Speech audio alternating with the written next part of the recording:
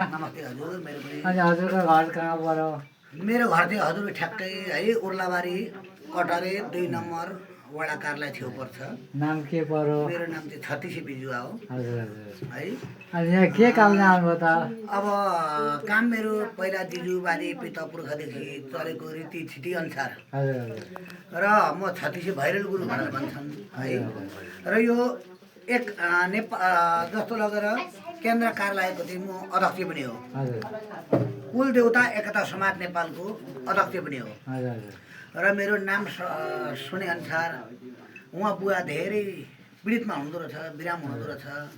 र त्यसले गर्दाखेरि अब यसो उहाँ पनि पहिलाको धेरै ठुलो बिजुवा हो र बिजुवा हुनुहुँदो रहेछ। र त्यसले गर्दा उहाँको आशीर्वाद यसो पाइन्छ कि भनेर यसो बिन्ती बिसाउन आएको हजुर। जजमान गर्नुहुन्छ? र त्यसले गर्दा म धामी झाँक्री उहिलेको बुढापाका म मेरो बाबुआमा जस्तो लाग्छ। र गुरु भेटे जस्तो लाग्छ, गुरु पहिलाको पाका मान्छेहरूले भेट्दा। र त्यसले गर्दाखेरि अहिले म जस्तो लगेर यो ठाउँमा आइपुगेको छु है। अर्जुन धारा कति हो? 7 हो। अर्जुन धारा 7 मा म आज छत्तिसे गुरु चिन्ता बस्दैछु। र बुवाको गुरुलाई जस्तो लगेर आज उपचार गर्दैछु मेरो बाउ समूहकोलाई। र घर चिन्ता गर्दैछु है त। भनेपछि बुवा कति वर्ष लाग्नु भयो अहिले? हजुर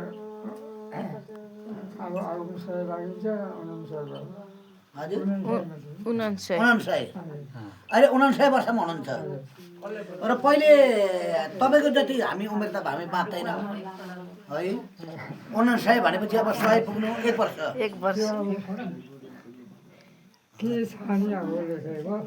लेखेको त्यस्तै हजुरको 110 वर्षदेखि आयो है।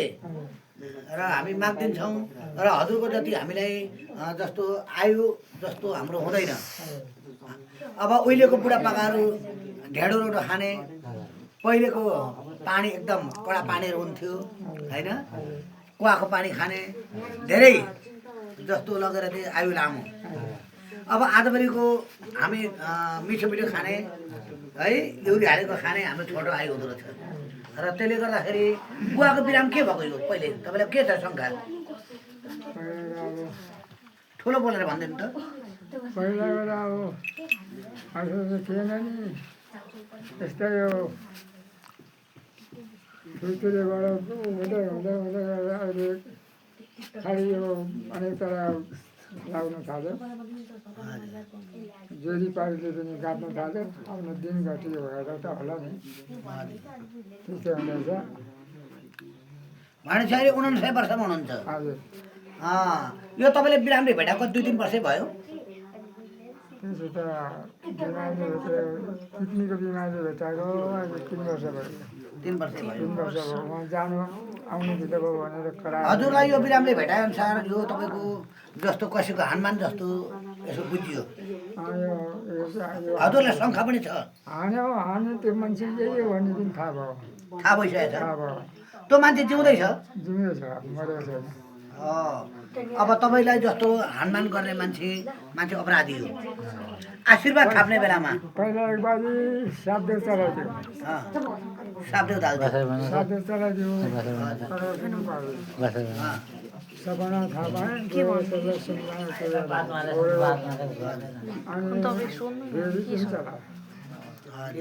उसैले बोलाएर गर्न काम। उसैले बोलाएर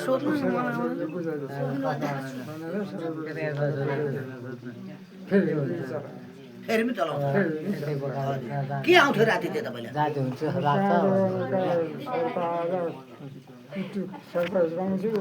यत्रो बनिन्छ सर्पै आउँछ। यताको फोटो तान्नु यसपालि त अब अस्ति जब घरबाट आयो बेलुका त दिइहाल्यो राति रातिले दियो? मिलेर आएछ। अब यहाँबाट पसाइएको छ, यहाँ पुरा त्यताबाट हानेको पछाडि यहाँबाट पसायो।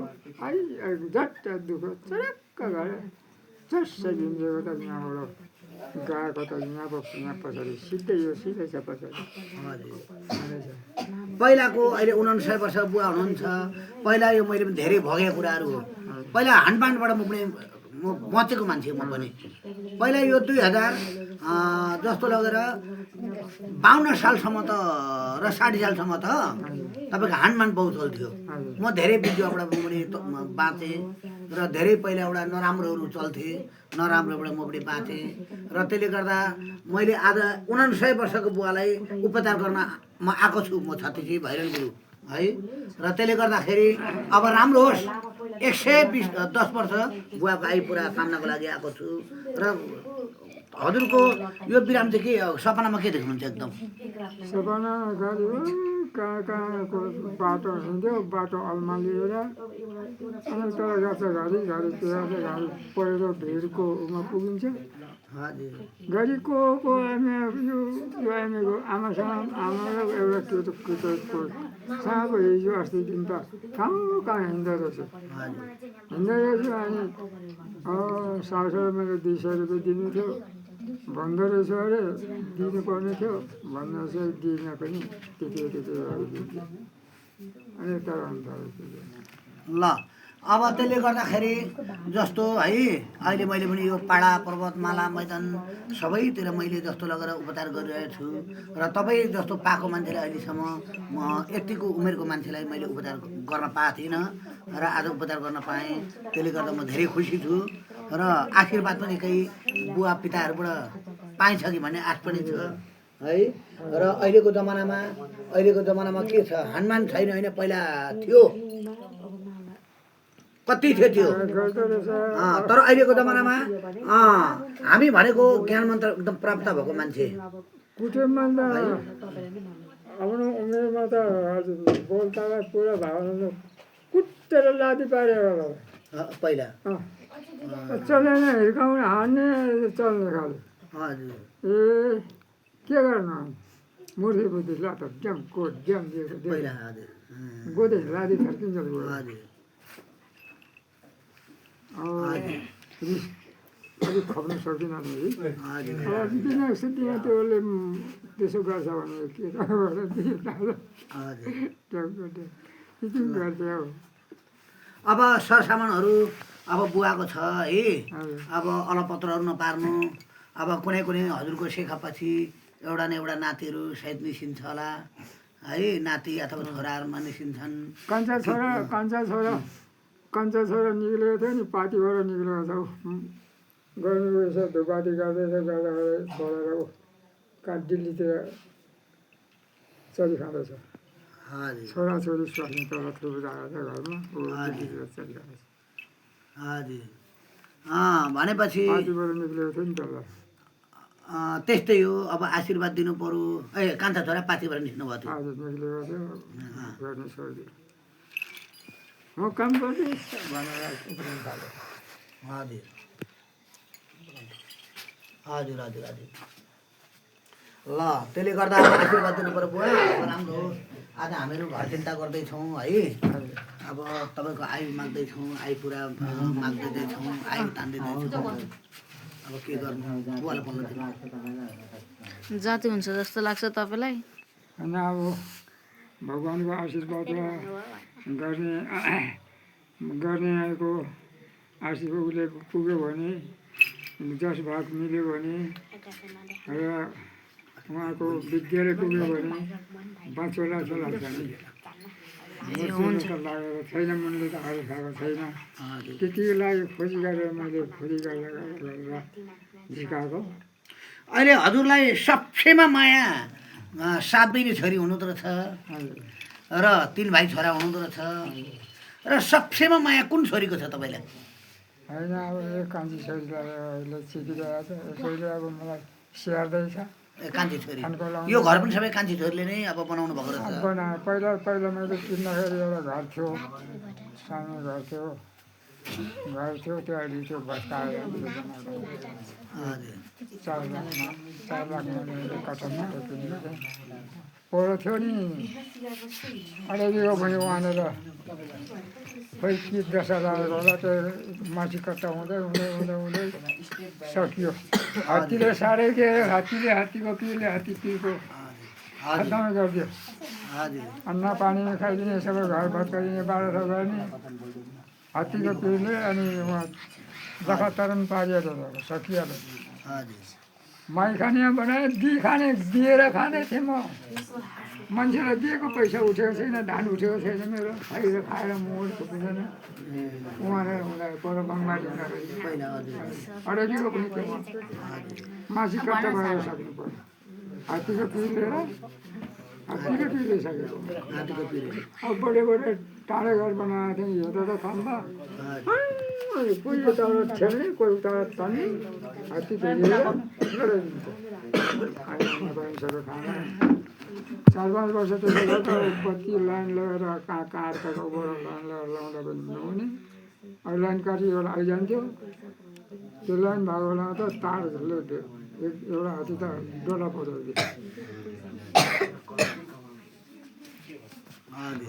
त्यसो गरेर अनि उहाँ सकिएर छोराले बाँड दिएर 4 लाख रुपियाँ ल्याएर यहाँ पकाएँ अनि तपाईँ दिदिनु होला सायद है कति साले हुनुहुन्छ र तपाईँहरूको घरमा तपाईँको बुवा तपाईँको बिरामीहरू कस्तो छन् अहिले एकदम ठिकठाक एकदम ठिक छन् एकदम ठिक भइसकेका छन् होइन एकदम राम्रो भइरहेछ अहिले तपाईँको ढुङ्गा हान्ने है अब ढुङ्गा हान्नेहरू गर्छ गर्दैन अहिले अहिले गर्दैन 36 गुरु म है र 36 गुरु अब अहिलेसम्म बसेर तपाईँकै नातोले तपाईँको बुवाको पनि उपचार गर्न आइरहेको छु र त्यसले गर्दाखेरि अब ठेस नलागोस् है अब तपाईँको पहिला धेरै डरमर्नु थियो त्यो ठाउँमा र अहिलेसम्म चाहिँ अब उपचार गर्न लागिरहेको छ अहिले कि बोलाउनेहरू नै हातेले कालिने केही छैन त्यस्तो केही छैन जति त तपाईँले गर्नुभन्दा अगाडि भयो हजुर त्यहाँदेखि तपाईँले गरेदेखि त्यहाँदेखि यता छिरिका केही पनि छैन उहाँको नामहरू के हो इन्दिरा सुशीला इन्दिरा सुशीला इन्दिरा सुशीला त्योभन्दा अगाडि चाहिँ डेन्जरै थियो अँ ल अब राम्रो होस् है अब जय होस् अब यस्तो बिराम केही नहोस् अनि के गर्नु यस्तै हो। अनि मेरो बुवाको पनि एकदम च्वाटे होस् होइन निको होस् नातिनी र बुहारी निका भइरहेछन् अनि मेरो बुवालाई पनि एकदम चट्टै होस् होइन हजुर निको होस् हजुर भन्ने तपाईँले एउटा आशीर्वाद थाप्न लाग्नुभयो हजुर हो हो ल हामी माताहरू आइरहेछौँ धामी झाँक्रीहरू आइरहेछौँ एउटा 49 वर्ष 100 वर्ष अब यो वैशाखदेखि 100 वर्ष लाग्दो बुवालाई हामी उपचार गर्न आएको छौँ हजुर यो अर्जुन धारा कति भन्नु 7 नम्बर वार्डमा अर्जुन धारा 7 नम्बर वार्डमा यो धेरै नाम चलेको ठाउँमा आज हामीहरू उपचारको लागि आइरहेका छौँ र त्यसले गर्दाखेरि हामीलाई धेरै धेरै राम्रो भएर जाओस् जय होस् सफल होस् र बुवा हामीले आशीर्वाद पनि दिनु है यसो नातेदारहरू तपाईँहरू भनेको हेर्नु धेरै पहिलेको पिता पुर्खा मान्छेहरू हो तपाईँले श्राप दियो भने श्राप लाग्छ अरे है र तपाईँहरूको आशीर्वाद एउटा पतन बोलिदिनु भने एउटा थाप्लामा निधारमा राखेर आशीर्वाद थाप्लामा हात राखिदिनु भयो भने एउटा ठुलो आशीर्वाद अरे है धेरै तपाईँ हजुरले जाने गरेको सफल भएर सफल हुँदै जाओस् सफल भएर जाने यो गरेको अब जस नपाउन् जसै जस मिलुन् हजुर सबै ठाउँमा डुलेर गरेको गरेर हिँडेको काममा भलोको भलै होस् भगवान्ले दया नै गरोस् ल बुवा भगवान्ले धन्यवाद दया नमस्कार गरोस् सबैलाई नमस्कार